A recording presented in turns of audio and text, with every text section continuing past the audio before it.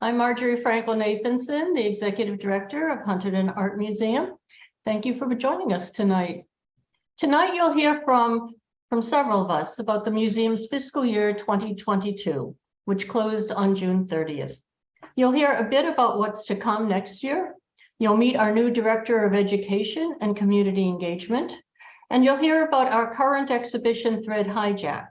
And at the end of the meeting, we'll be happy to answer questions. Just put them in chat and we'll get to them before we end. Right now, I'd like to introduce the president of our board, Tim Fraser. Thank you, Marjorie, and welcome everybody this evening, and thank you for joining. We appreciate you taking the time and your support here this evening. I'll keep it very brief. Two comments. One is, Marjorie mentioned this as the annual meeting, and we're going to be focused primarily on, or to a large degree, on the fiscal year ending June 30th. And want to say just, quite frankly, that the museum, the staff did a wonderful job of navigating what was the second year of the pandemic and really making sure that the museum came out of, that period well positioned for the future. And also to recognize that there's just a tremendous amount that is happening at the museum, which Marjorie and the staff will talk about here tonight. But as we adjust to a post-pandemic world, that requires making adjustments to all sorts of the things that we have done historically, so that we're able to be successful in the new reality. And that includes where the board and the staff are working on a strategic review, which we've been doing for a better part of a year now. And the exhibitions and classes are back in full force. And as you'll hear about, we have our 70th anniversary coming up next year. But just really all of this would not be possible without the hard work and dedication from Marjorie and the staff. Marjorie, I'll turn it back to you. Thanks, Tim. During fiscal year 22, we were very pleased to promote Erin Delgado to Director of Development, and she's here tonight to talk to you about what her department has accomplished during the last year. So, Erin, it's all yours. Thank you, Marjorie. Thank you, Tim. My name is Erin Delgado. I've been a member of the Hunterdon Art Museum family for 7 years, and I am the Director of Development, as Marjorie mentioned.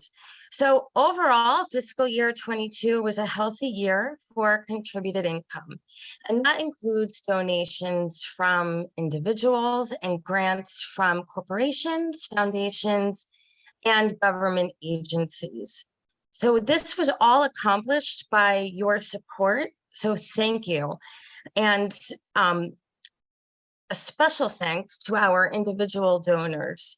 Your giving goes towards everything that keeps HAM moving and shaking. And last year we had 2 major campaigns. One was the annual appeal. I'm happy to report that raised about $77,000, over $75,000. And part of this number included a challenge match from a major donor. The second campaign was the major donor campaign that brought in approximately $50,000. So thank you to all out there who have contributed to either one of these campaigns or to both of these campaigns.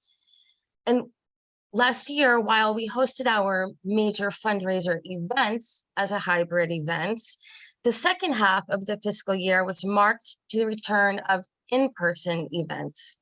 That kickoff event was held in the spring, and it was an event to recognize and honor our donors.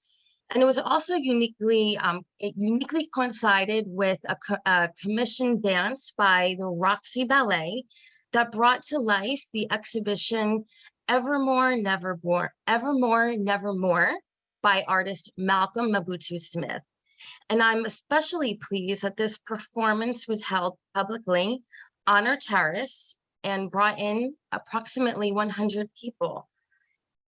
So alongside these individual donations and events is HAM's grant portfolio, which includes funding from foundations, corporations, and government agencies.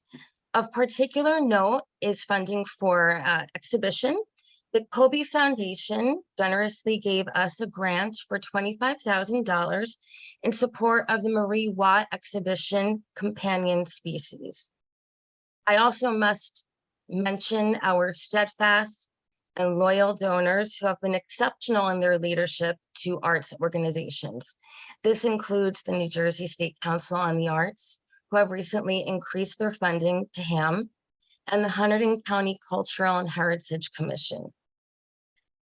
Last year at this time, at the annual address, I stated 3 goals, and they were 1, to maintain a growing portfolio of grantors, 2, to engage with our patrons, and 3, to return to in-person events. So did we achieve these goals? I would say yes, slow and steadily. Our grant portfolio is growing, and this has helped tremendously with a new staff member who is dedicated to research and grant management. We are paying more attention to our patrons. We're getting to know our donors better. We're holding events, and we're increasing our communication. And we're also holding in-person events. All the events in calendar year 22 have been in person, including our major fundraiser. So what are our goals for the upcoming the current fiscal year 23? They include all those previous goals, but also to increase fundraising. And with that said, our annual appeal campaign is around the corner. At the end of this month, you should be receiving material for our annual appeal. And I hope that you will all generously respond to this campaign as you have done in the past. Thank you so much. Thanks, Erin. I'd now like to introduce Mike Penyak. Mike is a board member. He's the treasurer of our board, and we're so grateful for him for taking that position. And he's here to give you our treasurer's report. Mike? Great. Thank you very much. And thank you, Brian, for sharing this. So I want to start off by saying I very much appreciate the opportunity to serve on the board. Being pretty much a lifelong resident of Clinton and the surrounding area. So what I'd like to do is just start off by saying we did receive our audit report from the company that we use in September and for fiscal year 2021, which ended on June 30th. And we're happy to report that they gave us their unqualified approval or opinion based on the data that we were able to provide from them, our reports, and also checking the controls that we have in place. I did include here a statement of our financial position comparing 2022 to 2021. And if I misspoke before, I apologize. I meant to say fiscal year 2022. I think we can all agree we've all, lost a year or two these last couple of years.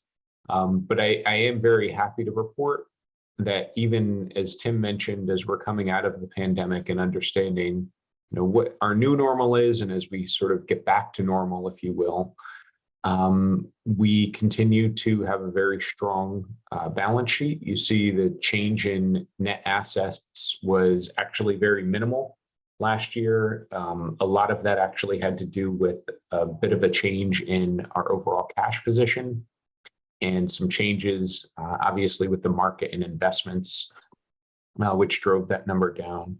We are happy to report on the liability side, that number continues to go down, where we were fortunate enough to have a PPP loan forgiven in the amount of around $70,000. We did also, the mortgage payable still remains, and actually in this fiscal year, we unanimously agreed as part of the board to continue that mortgage at the same amount and the same terms for another 5 years.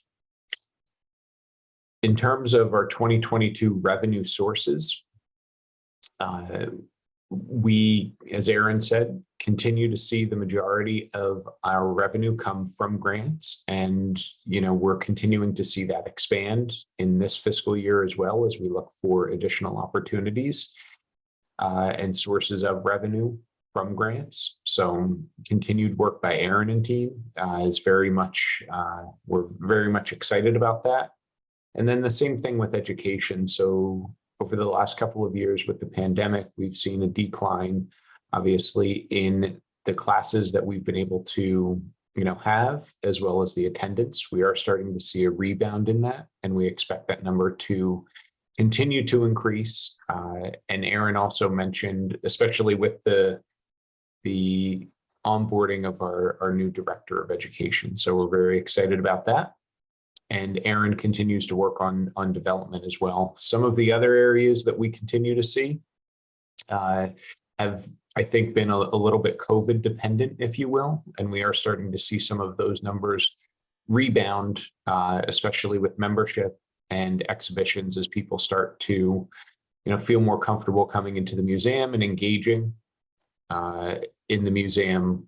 It was very nice to see the art bar that we had earlier this year, or at the end of last fiscal year, that drove a little bit more membership and a little bit more community engagement as well. So continue to look for additional to kind of grow this pie, if you will, in terms of the revenue sources and the ways that we look to increase revenue while continuing to maintain and tightly manage the expenditures that we have, knowing that we do have a very large old building. And as Tim alluded to before, we are looking at some strategic planning options and understanding, where we need to deploy some capital and spend some money to help maintain the viability of HAM in the future, as a very successful and vibrant organization within the community here.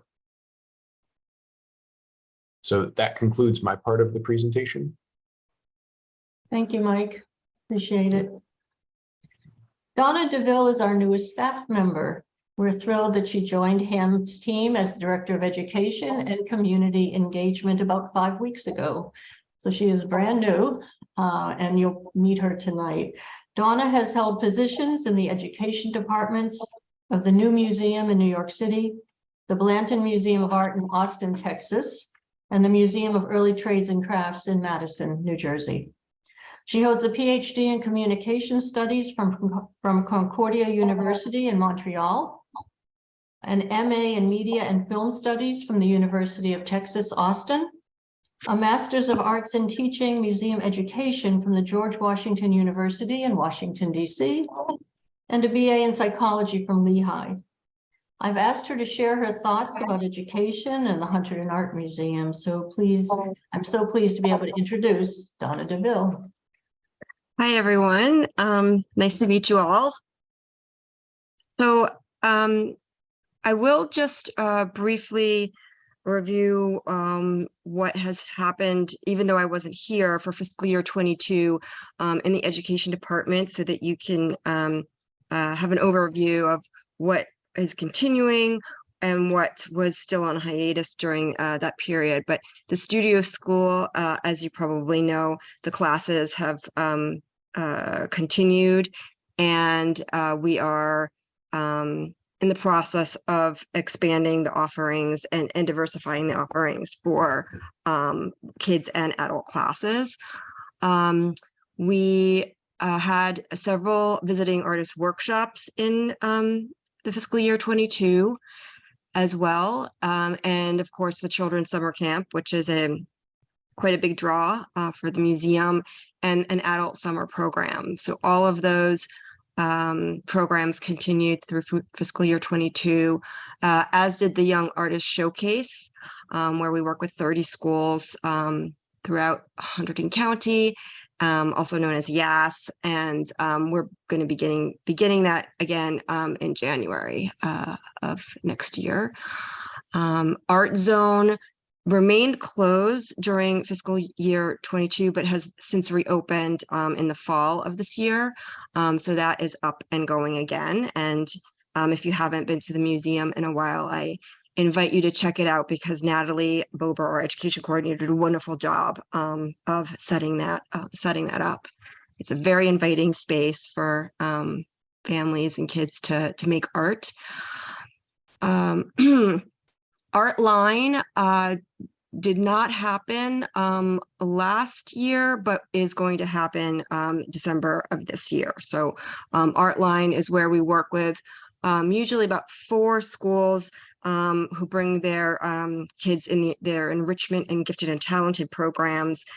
So 4 schools will be coming in December of this year, but we did miss last year for Art Line. And then community events. We were involved with the Victorian themed Dickens Days last year, as well as Pumpkin Fest. And we offered a birdhouse making workshop in collaboration with the Clinton Guild 2022 Birdhouse Contest.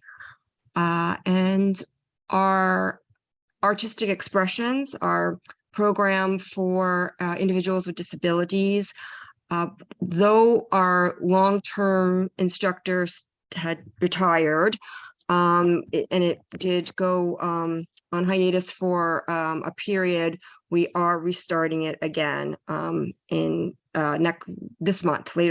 We're restarting artistic expressions.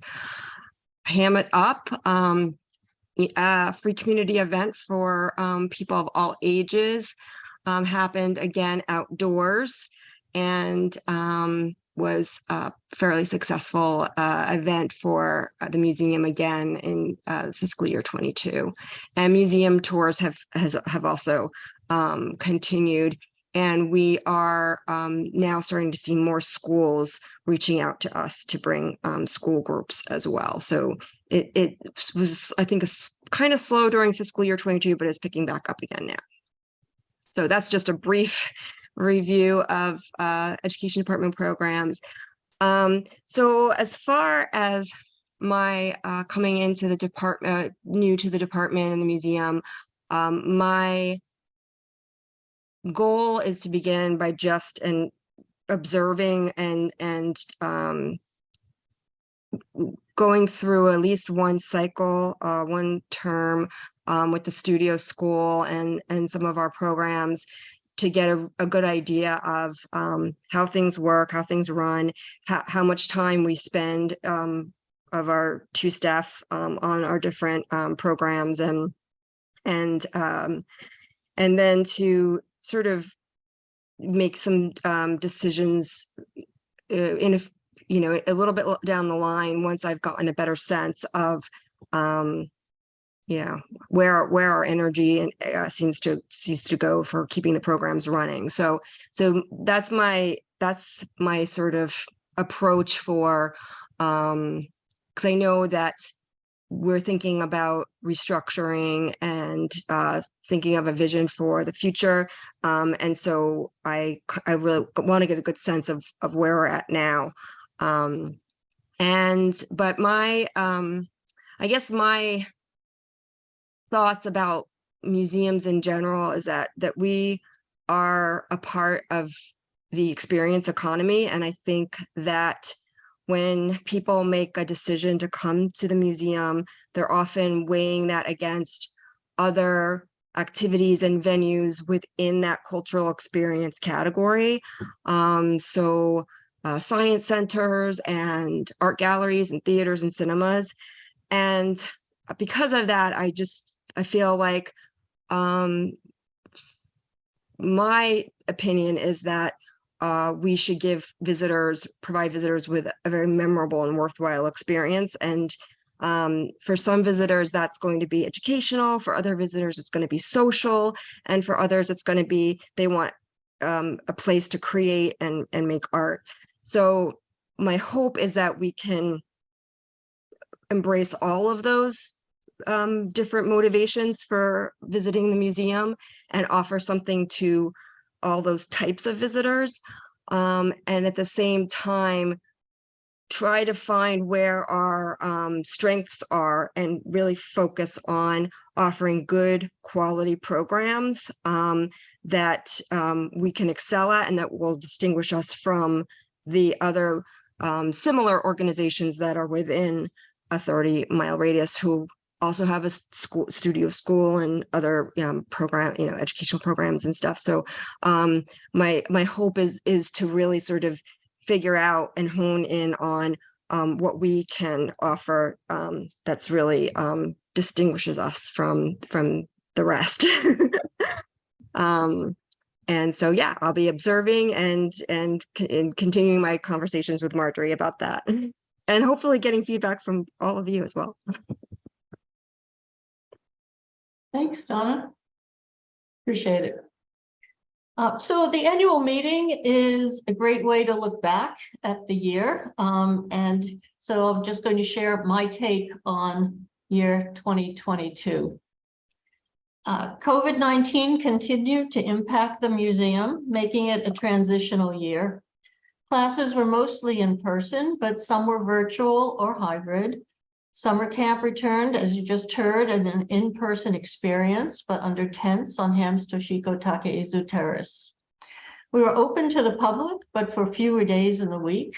In short, Hunterdon Art Museum, like so many other organizations, was transitioning back from a time when COVID-centered policies determined how we ran the museum. Though some of the details were different, the big picture remained the same. We continued to bring exhibitions and studio classes for children and adults to our audience. We followed our mission to engage people with art, craft, and design in ways that educate, challenge, and inspire. Summer camp on the terrace was successful. Nearly 360 children participated in 9 weeks of camp. Children ages 5 to 15 were eager to have an in-person environment. We were pleased to be able to offer a healthy outdoor experience. Using the camp's tents on the weekends, we initiated Artful Sundays, a series of mini craft fairs. Shoppers who came specifically for the opportunity to buy and those who wandered onto the terrace were delighted to see the beautiful handcrafted objects that were for sale.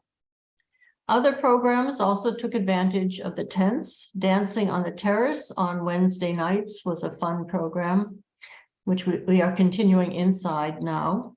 The Ham Film Forum showed films outdoors. We introduced a different theme each week.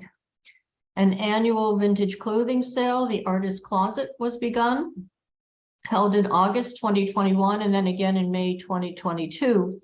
This new fundraiser was a great success and we'll continue to build on it. We brought Ham It Up back outside. Thank you to Flavor Organics, our main sponsor. Art on Tap Reimagined was held for the first time since the beginning of COVID. We were excited to receive a club license allowing us to serve alcohol to our members. This was the catalyst for Art Bar, which was open Friday nights under our tents on the terrace. Throughout the summer of 2022, it ran throughout the summer of 2022 and it will reappear in 23. Throughout the year, our studio classes were a mix of in-person and virtual, with the majority of being in person. Fall 2021 was the first time since March 2020 that adults were invited back into the studios. The museum produced a full roster of exhibitions, many of them concentrated on current social concerns. Crossroads, book artists' impassioned responses to immigration, human rights, and our environment, curated by Maria Pisano, reflected the concerns that participating artists had about the country's policies on these important subjects. Print Plus, curated by Sheila Golubaratko, showcased a diversity of artists who came from various backgrounds.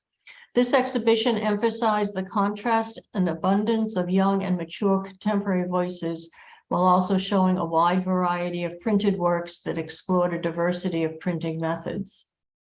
In the summer, we exhibited work done by the students in Ham's Artistic Expressions class, our program for adults with developmental disabilities. Fall opened with 4 shows. Alicia Wormsley's Remnants of an Advanced Technology illustrated the artist's engagement with Black futurism, a genre of reimagining Black life with a futuristic aesthetic.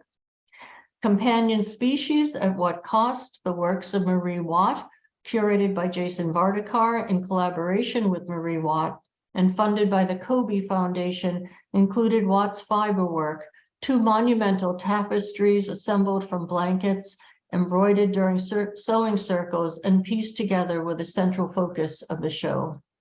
Watt, a citizen of the Seneca Nation of Indians, emphasized 2 topics in this exhibition: the indigenous matriarchies and ecological traditions of interconnection between people and the earth. A public program in conjunction with the Mark Strauss Gallery in New York City made it possible for our community to participate in a sewing circle. We also published an exhibition catalog, which was given to HAM members at no cost.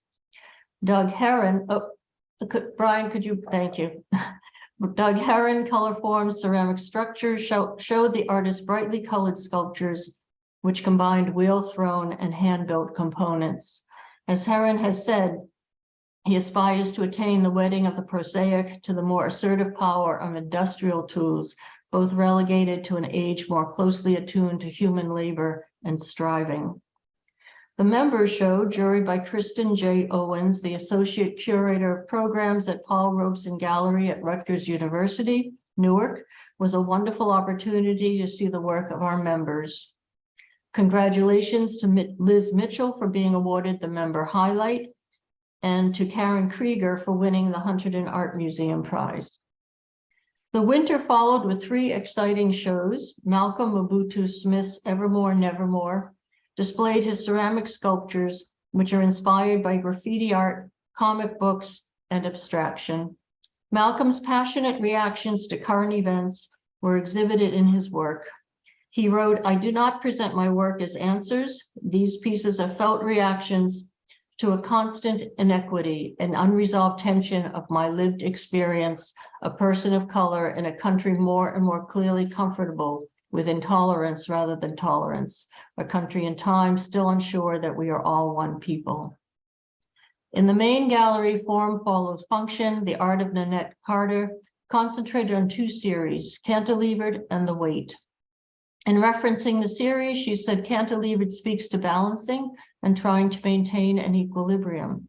The weight is a metaphor for carrying, figuratively, a great weight on your body, the weight of history, the weight of time, the weight of responsibilities. Thea Clark, Do Undo, gave us the opportunity to talk about climate change in the unlikely setting of a jewelry exhibition. The artist's research into weather events provided the resources to incorporate historic data and floodplain maps into her work. The Member Highlight exhibition resulting from the 2020 Members Show put the spotlight on the work of Hetty Bays, whose portraits ask questions about identity, mortality, and time. Once again, we were thrilled to collaborate with the Hunterdon Art Tour and show the work of the many talented artists who reside in the county. The fiscal year ended with 2 summer shows. Rena Banerjee's Blemish in Deep Pink, Every Place Begins included an installation in the River Gallery, as well as sculptures and 2-dimensional work.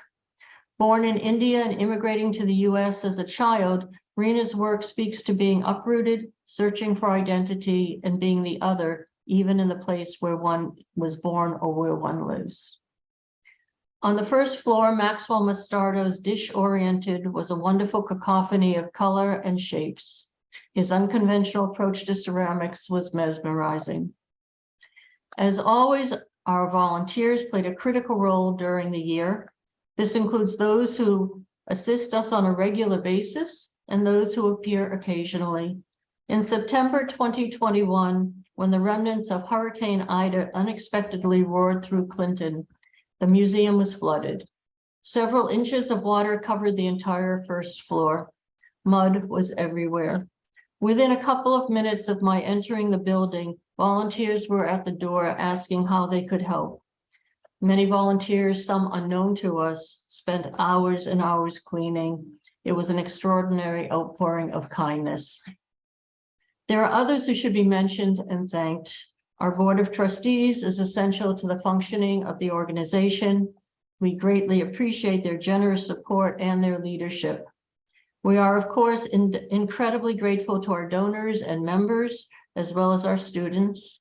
We would not exist without the many artists whose work we exhibit. Our administrative staff and our faculty are amazing. Their hard work and dedication are what makes what we do possible. In 2023, we will celebrate the museum's 70th anniversary. The usual activities, exhibitions, and education programs will continue, but we will also broaden our reach. We will use the year to think strategically about the museum's purpose and mission, looking at ways Hunterdon Art Museum can reinforce its creative and meaningful engagement with the community. We're excited about the upcoming landmark year and look forward to the programs that we will be bringing to you. And now I'd like to turn our attention to one of our current exhibitions, Thread Hijack. Its curator, Mary Birmingham, is with us tonight. Mary is an independent curator who most recently was the curator of the Visual Arts Center of New Jersey. Prior to being there, she was the director of exhibitions at Hunterdon Art Museum. Thread Hijack is a beautiful show that just received a great review in NJ Arts. I've asked Mary to talk about the show, and I'm delighted to introduce Mary Birmingham. Thanks so much, Marjorie. I thank you for the opportunity, not only to curate the show, but to talk about it tonight. And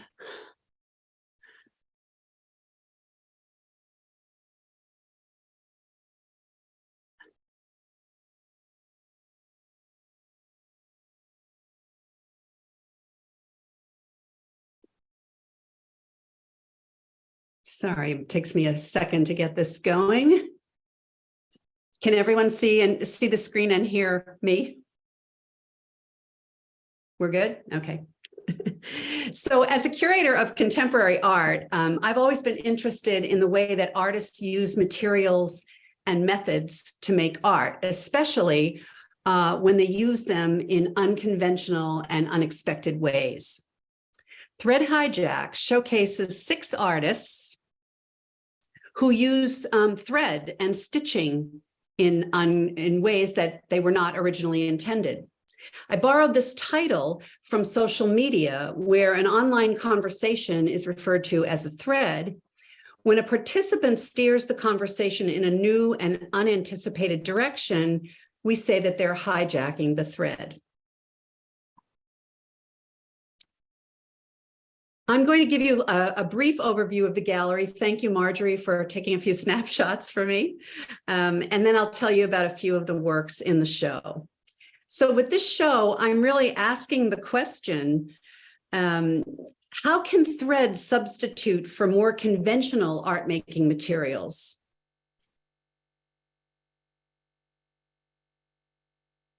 So how can artists use thread instead of paint or ink or even glue?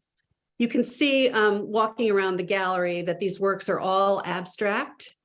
They're mostly geometric and overall very colorful.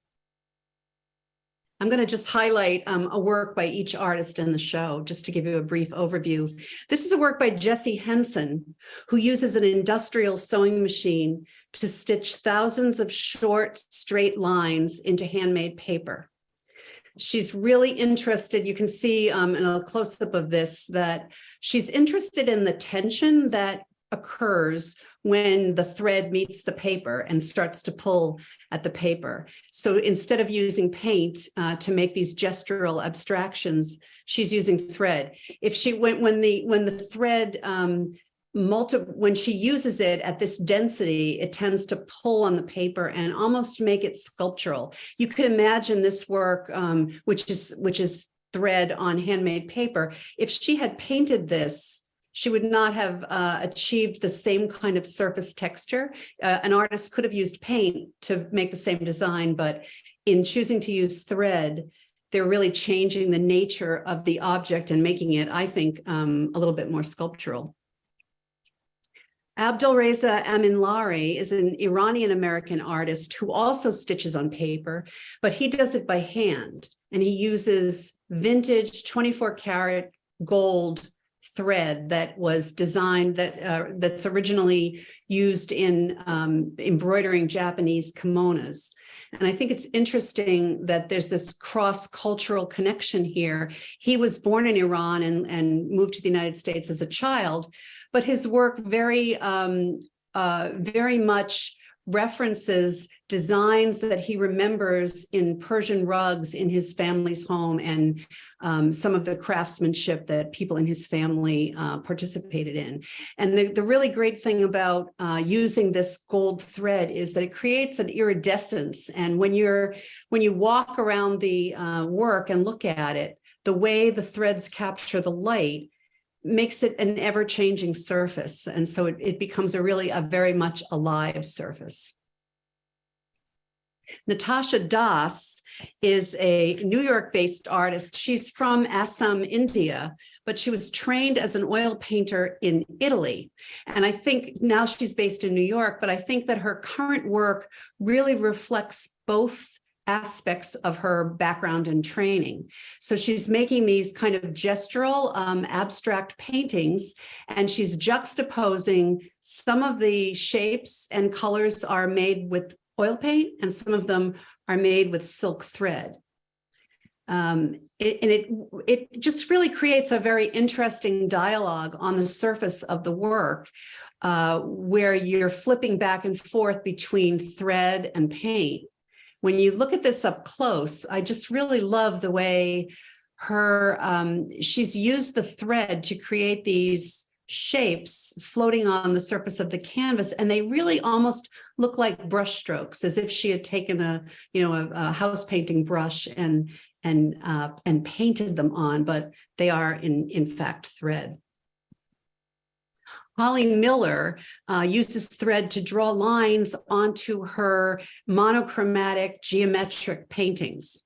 She uses thread to kind of create vibrations on the surface. Her work is very minimal, very reductive, but by the addition of these lines, she almost creates this kind of movement and dynamism on the surface.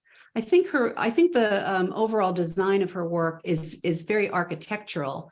And by hand stitching into the shapes, instead of using lines of ink or paint, she's actually using lines of thread.